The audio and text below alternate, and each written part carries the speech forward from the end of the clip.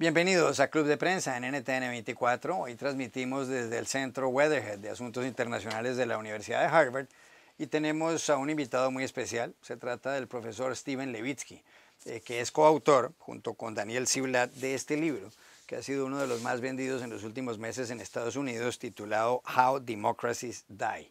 La oficina del profesor Levitsky, aquí en Cambridge, Massachusetts, como ven ustedes, está atestada de libros, lo cual es más o menos el paraíso que habría dicho Jorge Luis Borges. Gracias, profesor Levitsky, por estar en este programa. Gracias por la invitación, es un placer.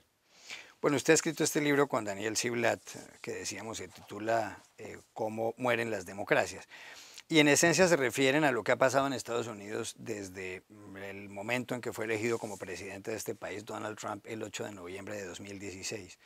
Pero también hay, por supuesto, muchas referencias a América Latina, a países donde la democracia se acabó en ciertos momentos. La primera pregunta, y así es como empieza el libro, que se hacen ustedes, que se formulan, es si está en peligro nuestra democracia, es decir, la democracia estadounidense. ¿Está en peligro o no está en peligro? No sé si está en peligro, pero hay señales de alerta. Creo que los norteamericanos desde hace mucho tiempo hemos tomado como dado, no hemos preocupado nunca por la democracia norteamericana. Hemos pensado, actuado como si fuera no podría pasar nada. Nuestros políticos podrían comportarse de una manera irresponsable y no pasaría nada porque claro que la democracia norteamericana iba a seguir. Y escribimos el libro porque eso no es cierto. No hay ninguna democracia que es completamente inmunizada contra la crisis.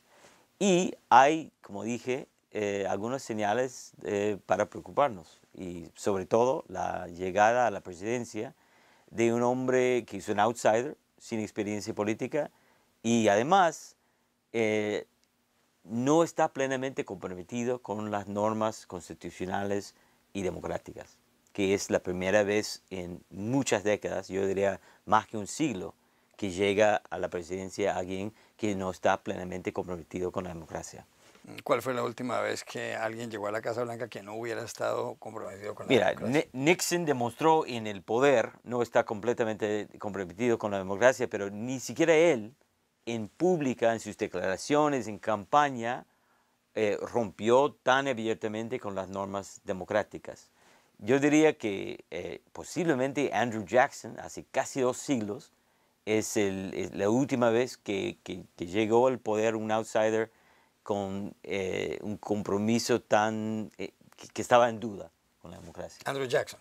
Podría ser. Yo no soy experto en la historia del siglo XIX de Estados Unidos, pero es difícil identificar a alguien que rompe tan abiertamente con las normas básicas de la democracia. Libertad de prensa, no fomentar la violencia, tratar como legítimo a su rival, o sea, cosas muy básicas de democracia. Donald Trump en la campaña y en el poder ha violado. ¿Cuáles son los mayores ataques que le hace Donald Trump a la democracia como tal? Mira, hasta ahora, por suerte, no ha atacado, desde el poder, no ha atacado, por lo menos con éxito, a las instituciones democráticas, o no ha podido minarlos. Debilitarlos, vamos a ver. Pero en el poder lo más abierto ha sido su esfuerzo para controlar lo que llamamos los árbitros de la ley. El Poder Judicial y las agencias del Estado responsables por la investigación y la inteligencia. Cualquier autoritario elegido en el mundo, el primer paso es controlar a lo que llamamos los árbitros, ¿no? Porque así evitas investigaciones en su contra y si controlas al Poder Judicial y a las agencias de investigación o de law enforcement, sí, puedes utilizarlo en contra de sus rivales, ¿no? Controlar la ley es un instrumento súper importante. Trump ha hecho un esfuerzo continuo para intentar subordinar, controlar esas agencias en Estados Unidos, no con demasiado éxito hasta el momento. Antes de continuar con Trump, Bien. ustedes citan en el libro varios casos de personajes en Estados Unidos que han sido autoritarios y grandes demagogos, por ejemplo, Sí. como Huey Long, que fue gobernador del estado de Luisiana, Sí. me parece, o George Wallace, o bueno, Charles Lindbergh, que además se atravesó el Atlántico y que fue incluso elogiado por el régimen nazi. Henry Ford, el hombre que fundó la fábrica de automóviles, o que fue uno de los emblemas de la fábrica de automóviles. Y además dicen que siempre estas personas han tenido un cierto respaldo, un porcentaje de la totalidad de la población estadounidense que los apoya. ¿Por qué pasa eso en un país como este que se supone que tiene la democracia más sólida del mundo? Mira, es un mito la idea de que tenemos mucho en Estados Unidos, que somos un país con una cultura democrática plena, que todos los norteamericanos son comprometidos con la democracia liberal, a diferencia de Argentina, donde puede surgir un Perón, o Venezuela, donde puede surgir un Chávez. Imaginamos muchas veces que eso es imposible en Estados Unidos. Y no es tan así. Somos un país muy grande, un país muy diverso, con un país muy desigual comparado con otras democracias occidentales. Y siempre ha habido, desde que haya encuestas, buenas encuestas, desde hace casi un siglo, siempre ha habido un sector de la población proclive a apoyar figuras de demagogos, autoritarios, populistas, de derecha e izquierda, mencionaste varios. La diferencia, la gran diferencia entre Estados Unidos y países donde llegaron al poder esos tipos más autoritarios es que los partidos políticos han sido muy exitosos en el pasado en trabajar como un filtro y evitar que esa gente llegue cerca del poder. Fallaron en 2016. Deme un ejemplo de eso, de que el Partido Republicano o el Partido Demócrata hubieran logrado atajar, hubieran logrado frenar a un demagogo que estuviera buscando llegar a la Casa Blanca. Mira, el sistema de selección de candidatos antes de 1972 era un sistema donde fueron seleccionados en convención, en congreso partidario, donde en realidad, en la práctica, un grupo de dirigentes partidarios seleccionaba al candidato. En un proceso poco transparente, poco democrático, pero que funcionaba para evitar que los outsiders entren. Entonces, por ejemplo, Henry Ford es un empresario exitoso con mucha popularidad en el campo, en el interior del país, visto como un héroe popular, un poquito fascista. Hitler habló bien de él en Mein Kampf, tenía algunas ideas antisemitas, extremistas, y quería ser presidente, quería postular para la presidencia en 1924. Y sus seguidores hablaban de él, hicieron un poco de precandidatura en el 23, pero como demócrata en esa época. Ford se dio cuenta que no tenía, aunque tenía mucho apoyo, que la élite política del Partido Demócrata jamás iba a considerarlo. Entonces ni siquiera postuló. Lindbergh no sé si quería ser candidato, pero sabía que no había manera. Huey Long fue asesinado antes de postular. Él quería postular para la presidencia, era demócrata, hubiera tenido que ganarle a FDR, a Roosevelt. Franklin Roosevelt. Y era clarísimo que aunque Huey Long tenía un montón de apoyo popular, que la élite del Partido Demócrata, él estaba en el Senado y estaba aislado entre los demócratas. Y no tenía la más mínima posibilidad de ganar FDR, no en el voto popular, sino en el voto de la élite partidaria. Entonces, esos son casos en los cuales outsiders o populistas con amplio apoyo popular se dieron cuenta que no tenía la más mínima posibilidad de ser candidato. Para bien o mal, los líderes partidarios funcionaron como filtro y dejaron afuera a gente con más orientación autoritaria. ¿Y qué pasó con Donald Trump? Porque Donald Trump representó, me parece que había 16 o 17 precandidatos republicanos. 17 incluyendo él, sí. Donde estaba, pues era una gran cantidad. Jeb Bush estaba de primero en las encuestas en un momento dado. Eran muchísimos. ¿Qué pasó en ese caso? ¿Por qué el Partido Republicano no lo frenó? ¿O es que no lo quiso frenar? ¿O es que hubo otros factores que incidieron en el resultado final? Buena pregunta.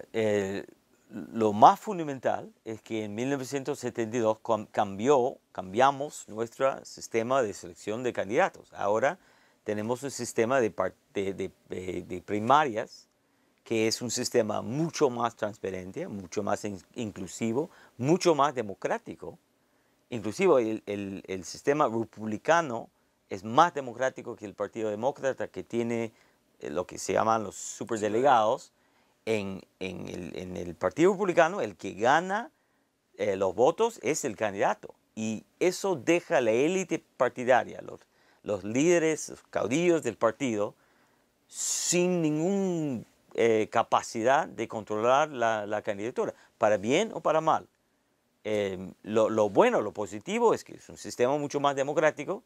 Lo malo es que el gatekeeping, la tarea del filtro que antes jugaba el partido ya dejó de existir. Entonces el camino que estaba cerrado a gente como Henry Ford hace casi un siglo ya está casi sin obstáculos, casi abierto a un outsider. La otra cosa que pasó, que es quizás un poco más para discutir, es, bueno, ¿qué hicieron los republicanos después de que fue seleccionado Trump? Si hablas, y me imagino que ya has hablado con líderes republicanos en privado, sabían que Trump no era que no tenía la capacidad para ser presidente, sabían que era un poco peligroso para las instituciones. Sí. ¿Qué hacer? En un sistema de dos partidos, la única manera de evitar que gane un candidato de un partido es apoyar votar por el otro. Ningún republicano de peso estaba dispuesto a apoyar a Hillary Clinton. La mayoría apoyaron, aunque no muy felices, apoyaron a Trump al final, o como John McCain no lo apoyó. O los Bush, o George Bush padre, o George Bush hijo. George Bush quedó en silencio. Ninguna de esas figuras de peso apoyó abiertamente a Hillary Clinton. Y eso también fue, yo diría, en términos de defensa de la democracia, un error que podría terminar siendo un error histórico. Sí, porque eso no ha pasado en países como Francia. Por ejemplo, Emmanuel Macron, que era un candidato de centroizquierda, terminó recibiendo el respaldo, y lo cuentan ustedes en el libro, claro, del candidato conservador de François Fillon, sí. Simplemente para que no llegara a la presidencia la señora Marine Le Pen. En el libro, nuestro argumento es que los líderes republicanos debieron hacer eso, exactamente lo que hicieron los líderes de conservadores en Francia, pero no lo hicieron. Ya regresamos a Club de Prensa. Volvemos a Club de Prensa desde la Universidad de Harvard, del Centro Weatherhead de Asuntos Internacionales, con el profesor Steven Levitsky. Profesor Levitsky, ustedes en este libro de How Democracies Die, cómo mueren las democracias, hacen un recuento, y me imagino que esa parte la escribió usted, que es el latinoamericanista de los dos coautores, hacen un recuento de la manera como terminaron las democracias en muchos países latinoamericanos.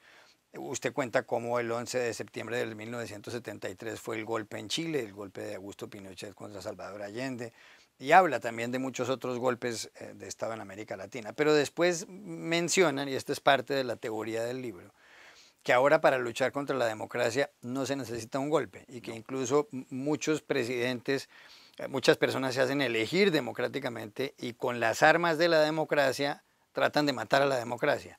¿Por qué se ha producido este fenómeno? ¿Y en dónde se ha producido más claramente? Mira, el cambio ha sido dramático. Durante la Guerra Fría, 3 de cada 4 veces que murió la democracia fue producto de golpe de Estado militar. 75% de los colapsos democráticos, golpes militares. Desde el fin de la Guerra Fría, en los últimos 25 o 30 años, la mayoría de los colapsos pasan de la mano del presidente o primer ministro elegido. ¿Por qué ha ocurrido? Creo que es la difusión o la gran legitimidad de la democracia en el mundo. El hecho de que gobernar de una manera abiertamente autoritaria, deshacerse completamente con las elecciones es muy difícil. La comunidad internacional, pero sobre todo los propios ciudadanos, exigen por lo menos un mínimo de democracia, exigen un sistema donde hay elecciones. Entonces es más difícil legítimamente hacer un golpe de Estado militar, gobernar como militares. Sí, sí. Ha ocurrido en Egipto, ha ocurrido en Tailandia, pero hay muy pocos en el mundo, muy casos de golpe. Pero no es cierto, no, eso no quiere decir que no colapsan las democracias. Lo que ocurre mucho más, con más frecuencia, es que un gobierno elegido utilice las instituciones de la democracia para minar para debilitar la democracia. Y hay muchas maneras de hacerlo, utilizando en los casos de los países andinos, el uso por presidentes populistas que tienen un gran nivel de apoyo popular, el uso de plebiscitos, de referendos, de elecciones, para tumbar a la oposición, para cambiar la constitución, para cambiar las reglas del juego de una manera que debilita o desventaja a la oposición. Eso es lo más común. Pero también, si tiene mayoría en el Congreso, uno puede cambiar leyes de una manera que muchas veces no necesariamente la gente se da cuenta. Pero utilizando la ley, controlando el Poder Judicial o controlando el Congreso, uno puede o interpretar la ley de una manera diferente o cambiar la ley para fortalecer el gobierno y debilitar la oposición. Y hay varios casos en América Latina en los últimos 20, 25 años. En este libro dicen ustedes que para que un populista o un demagogo llegue al poder necesita en un momento dado el apoyo de algún peso pesado del establecimiento. Y entonces mencionan el caso de Adolfo Hitler, por decirlo de alguna manera, como Franz von Papen, uno de los dirigentes políticos de Alemania, pues creyó que Hitler era un tipo razonable, que no iba a hacer lo que hizo, lo respaldó y posteriormente von Papen se arrepintió.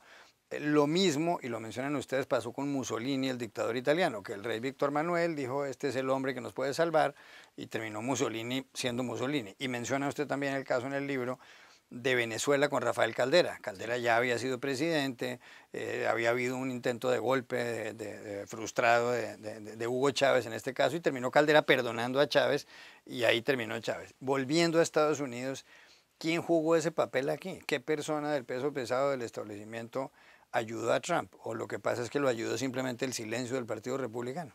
Más que silencio, el Partido Republicano apoyó a Trump. Como hablamos antes, si el tipo es el candidato de tu partido y tú haces campaña y no sales a decir al electorado republicano que este hombre es una amenaza a la democracia, si permites como miembro del partido, como líder del partido, que él sea el candidato del partido y sigues trabajando, buscando fondos y gobiernos con él, como han hecho las bancadas en el Senado y la Cámara de Diputados, eso es abrir la puerta a él. Yo diría que casi todo el Partido Republicano, mucho más que el establishment venezolano o italiano o alemán, ha abierto la puerta a Trump. Muy pocos republicanos han dicho, no, eso no puede ser. De todos los escándalos que rodean a Trump, ¿cuál es el que a usted más le inquieta? Porque por una parte está lo que muchos medios de comunicación en español llaman la trama rusa, es decir, la posibilidad de que Rusia, y parece que está probado, que Rusia influyó en el resultado electoral del 8 de noviembre de 2016, seguramente a través de las redes sociales, y entonces perjudicaron la campaña de Hillary Clinton, la candidata demócrata, favorecieron la campaña de Trump, y esa investigación la está llevando ahí adelante Robert Mueller, el fiscal especial que fue nombrado para el caso aquí en Estados Unidos. Pero por otro lado hay quienes dicen que Donald Trump está violando también la cláusula de los emolumentos, en el sentido de que él tiene un hotel en Washington, el Hotel Trump, que está a pocas cuadras de la Casa Blanca, y ahí se alojan funcionarios de gobiernos extranjeros, y esto enriquece por lo menos a la familia de Donald Trump. Pero hay más escándalos que son diversos. El escándalo de Stormy Daniels, la actriz porno que dice que tuvo una relación con Donald Trump, y aparece un abogado de Trump, Michael Cohen, un abogado independiente que le pagó a ella $130,000 para que no contara la historia y demás. Es decir, hay muchos escándalos que rodean a Donald Trump, muchas mujeres que dicen que él las acosó sexualmente. ¿Qué es lo que le parece más inquietante de todo esto? Usted que enseña gobierno. Mira, como experto como alguien que trabaja sobre democracia, mi enfoque ha sido abusos o intentos de abusos en cuanto a las reglas de juego democráticos. Entonces, lo del Stormy Daniels, hay muchos escándalos de Trump que son una vergüenza, como ciudadano, son una vergüenza. Les lo hace más difícil salir fuera del país y reconocer que uno es norteamericano. Es una vergüenza, pero no es necesariamente una amenaza directa a la democracia. Yo creo que se necesitan reformas en cuanto a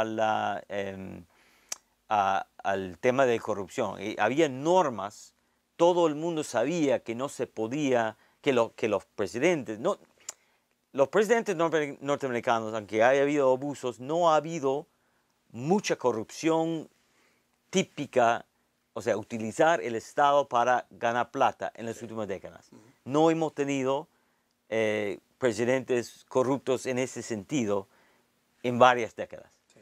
Entonces, dejemos un poco de preocuparnos. No tenemos reglas muy claras sobre, para regular la relación entre Estado y empresa, porque nadie amenazó, no era problema. Entonces, creo que ahora con Trump, que está aprovechando la falta de regulación clara, vamos a tener que hacer reformas y establecer reglas y leyes más claras, y creo que se va a hacer. Es preocupante, pero no me preocupa tanto como los atentados contra la democracia. Entonces, lo que me preocupa son sus esfuerzos para controlar, dominar el Poder Judicial y the Attorney General's Office, el fiscal general, el FBI, o sea, haber destituido a James Comey. Y intentar, no lo hizo exitosamente, pero quería poner uno de los suyos, que es típico, ¿no?, de un gobierno autoritario, poner los suyos en los puestos claves, sobre todo las agencias que pueden investigar o al gobierno o a la oposición. Eso sí me preocupa, no ha tenido pleno éxito en eso, pero es preocupante. Lo de Rusia también es súper preocupante. Si no sabemos todavía el rol de Trump en todo esto, parece que algo hay y sabremos más con la conclusión de la investigación de Mueller. Creo que hay algunos que exageran un poco el papel de Rusia. Está clarísimo que el gobierno de Putin quiso influir sobre la elección y intentó, y en una elección tan peleada algún impacto obviamente tuvo, pero en una democracia sana Putin jamás podía haber tenido un efecto muy grande. Creo que el problema es más doméstico que obviamente tenemos que investigar, tenemos que saber qué pasó y tenemos que tomar medidas para evitarlo. Pero no, yo creo que el problema más serio es doméstico. Obviamente tenemos que saber si Donald Trump trabajó con un gobierno extranjero que es un rival geopolítico para afectar la elección. Eso sería algo rodeando traición a la patria. Sí, eso sí podría ser objeto de un impeachment, de un juicio político. Sí. Hay evidencia que él trabajó sabiendo que Putin estaba intentando afectar la elección. Eso sería, creo que hasta el Partido Republicano, que ha perdonado todo hasta ahora, tendría que apoyar el impeachment. ¿cuál es su opinión con respecto a la manera como el presidente Trump trata a la prensa? Es preocupante. Él también eso es un patrón que se ve en América Latina. Primero, cuando Chávez llegó al poder o cuando Correa llegó al poder, la primera cosa que hace, hasta durante la campaña, es insultar, insultar, insultar, atacar con palabras. Y en el caso de Estados Unidos, hay gente que dice, bueno, son solo palabras. Pero sabemos en otros casos que después siguen los hechos, los actos, ¿no? Corea empezó insultando a la prensa y terminó Con una ley mordaza, que se llama. con ataques Sí. muy fuertes, violando seriamente la libertad de prensa en Ecuador.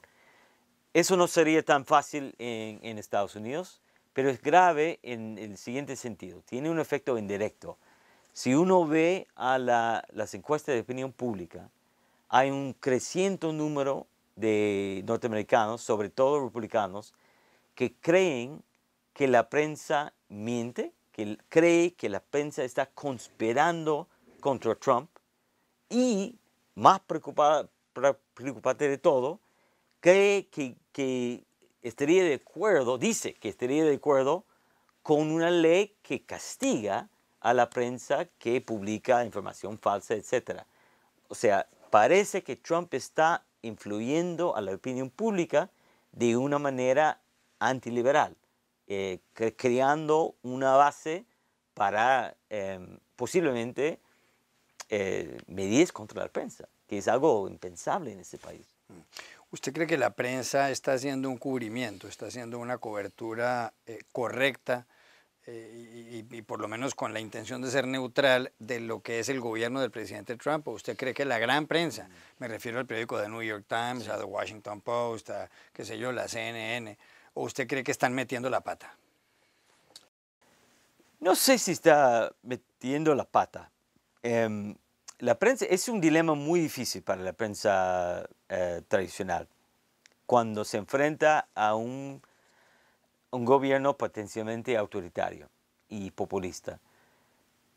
Porque por un lado uno quiere, y están teniendo esos debates, ¿no? Quiere mantener la neutralidad, pero por otro lado, como institución democrática, y la prensa es una institución democrática, muchos periodistas y editores, como ocurrió en Perú, como ocurrió en Ecuador, como ocurrió en Venezuela, sienten una responsabilidad para defender la democracia, que cuando el gobierno es percibido como una amenaza a la democracia, una amenaza a la verdad o la amenaza a la prensa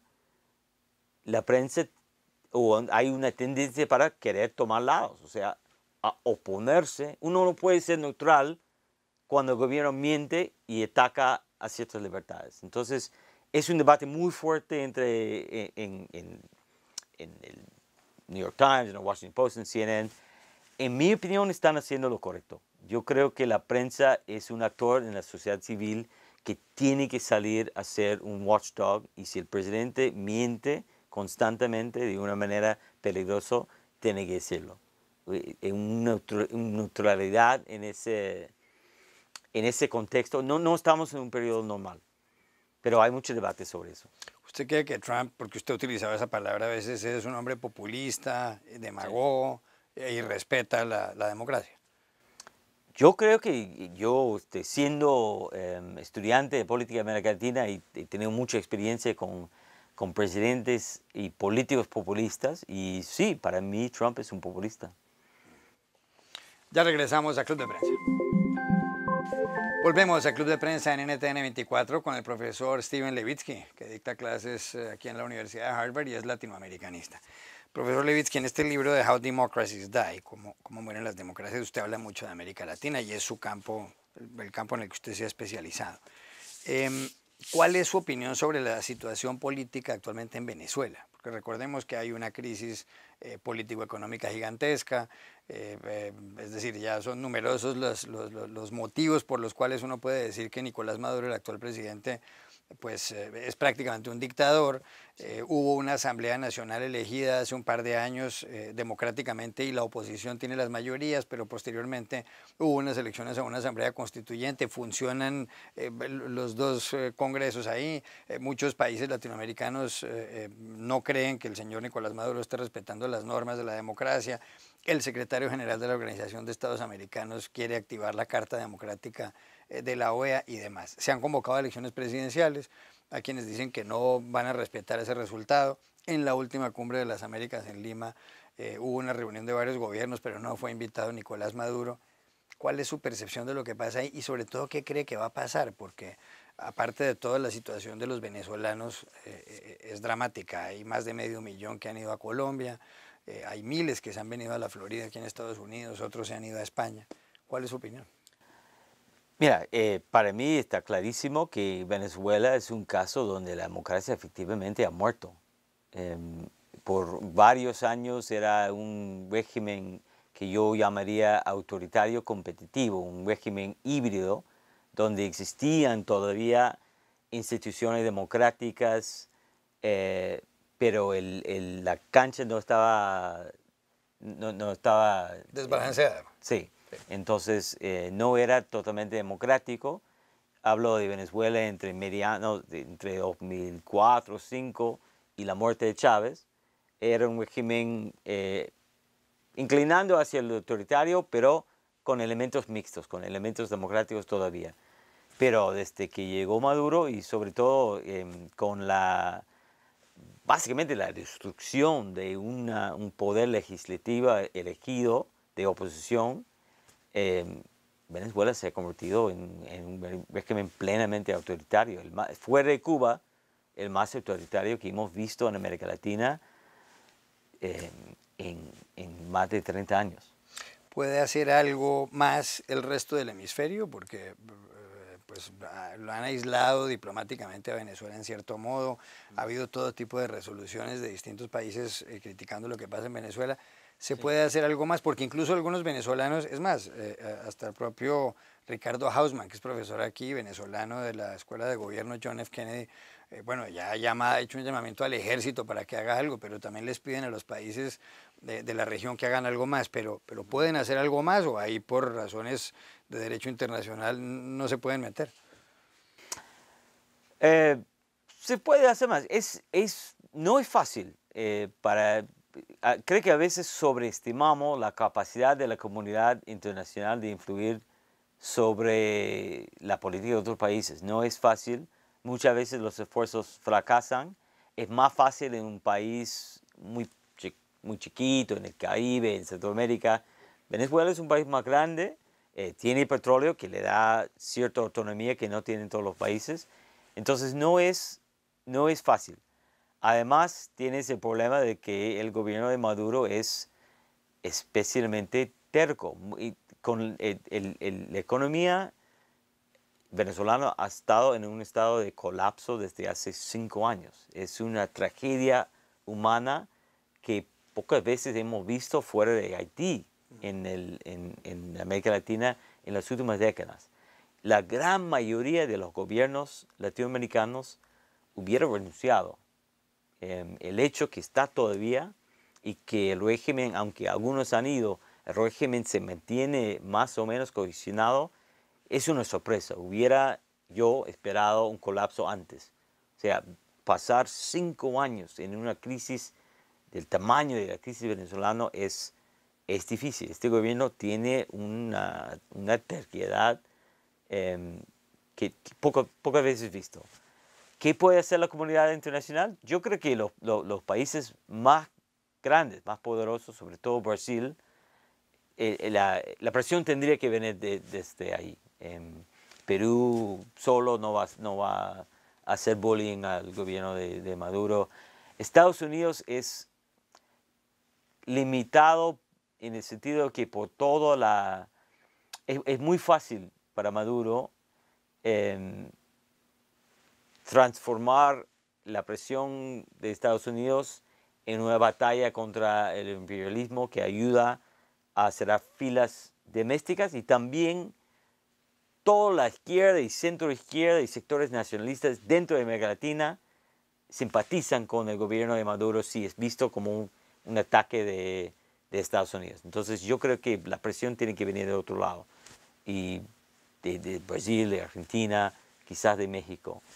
El problema es que México y Brasil, para tomar dos ejemplos, tienen problemas domésticos muy grandes y no están en condiciones para ejercer mucha presión.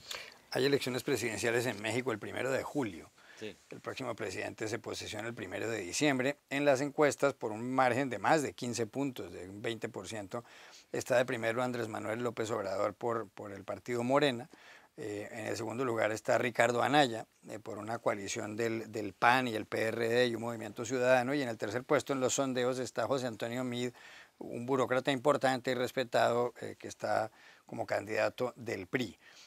Si nada cambia, pues el 1 de julio el presidente mexicano, y allá no hay dos vueltas, solamente hay una vuelta, será López Obrador. Lo deja tranquilo si López Obrador llega al poder, después de que él hubiera ya sido derrotado en otras dos ocasiones y después de que hubiera sido alcalde del DF, de la capital.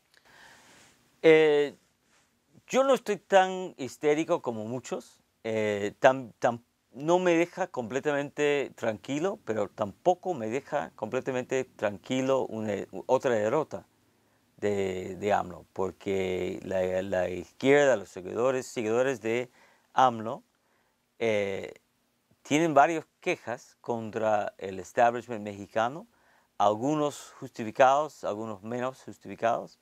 Creen que la elección de 2006 fue robado, creen que la elección del 88 fue robado, creen que la elección de 94 en Tabasco fue robado. Observaron los esfuerzos para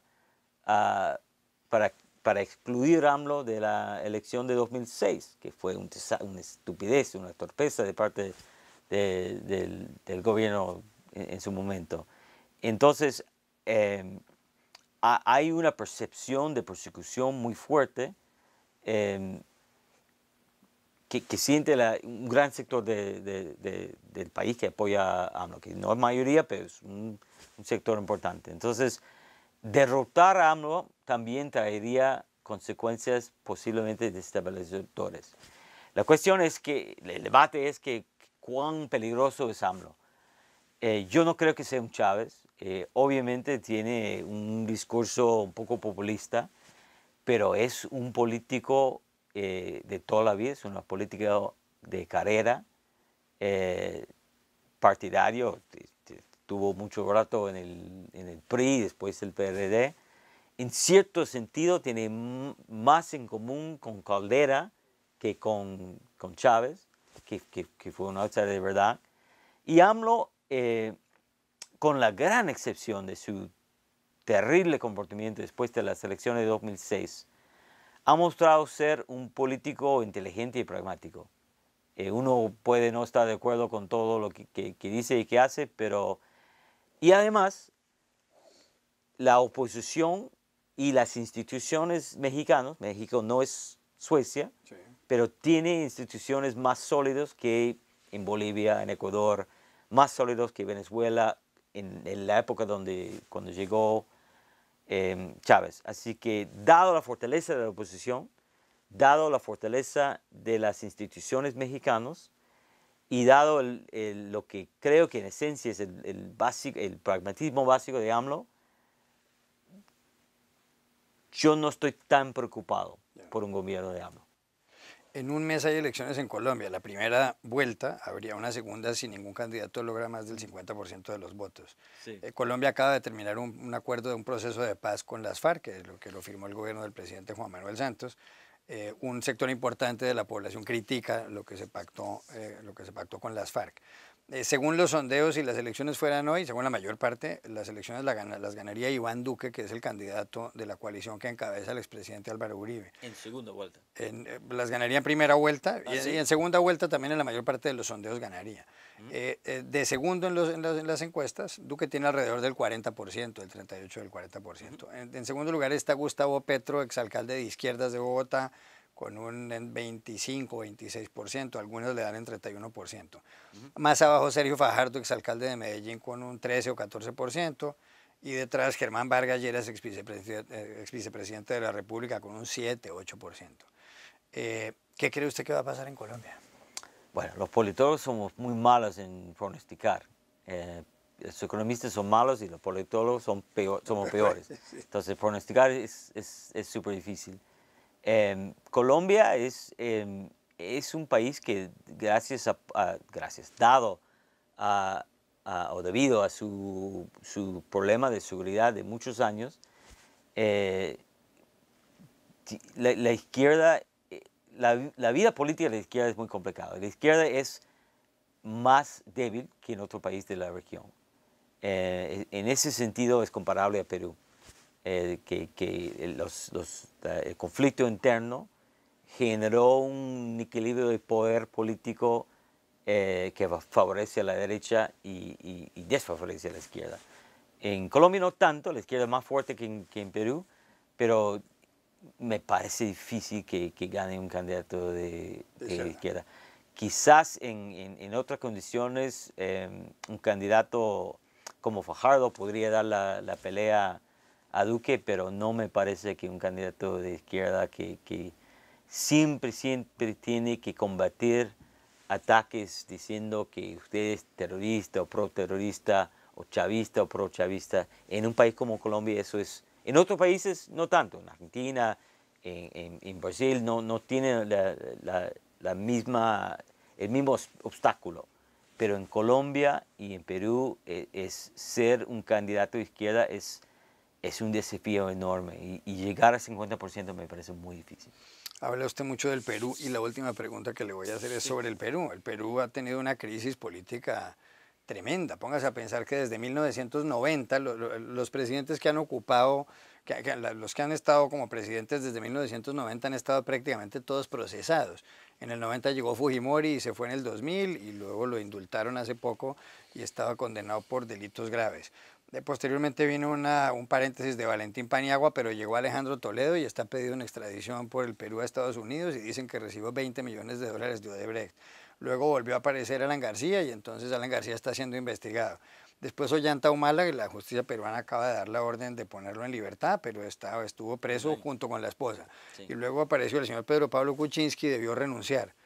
Perú es un país muy cercano a sus afectos y usted lo conoce bien. ¿Y qué pasa en el Perú entonces?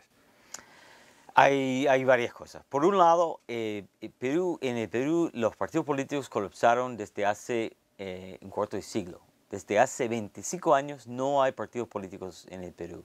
Y una consecuencia de eso es la casi extinción de los políticos de carrera. En un país sin partidos es muy difícil mantener una carrera política.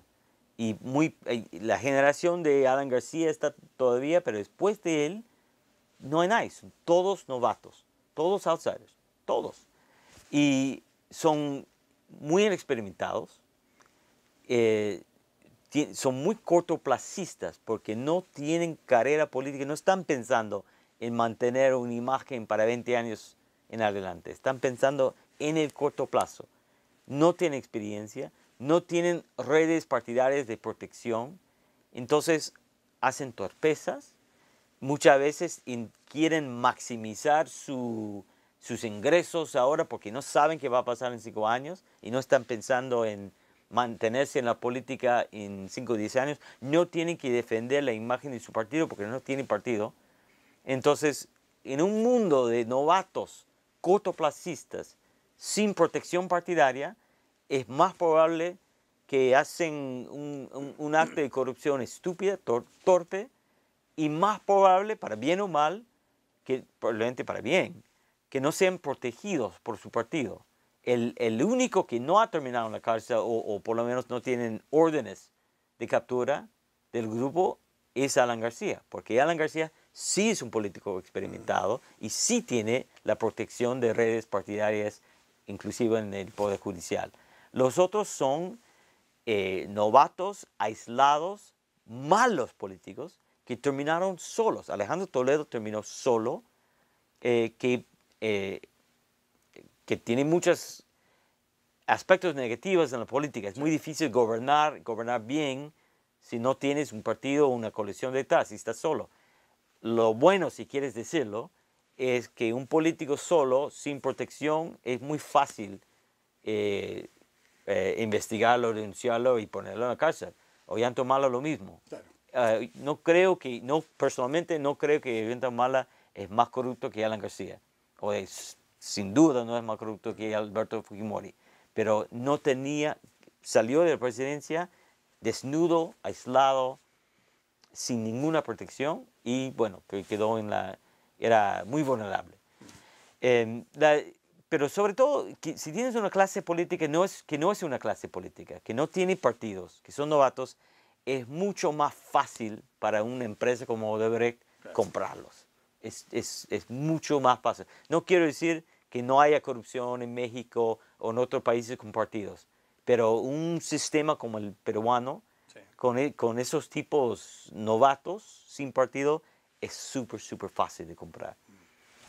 Ya regresamos a Club de Prensa.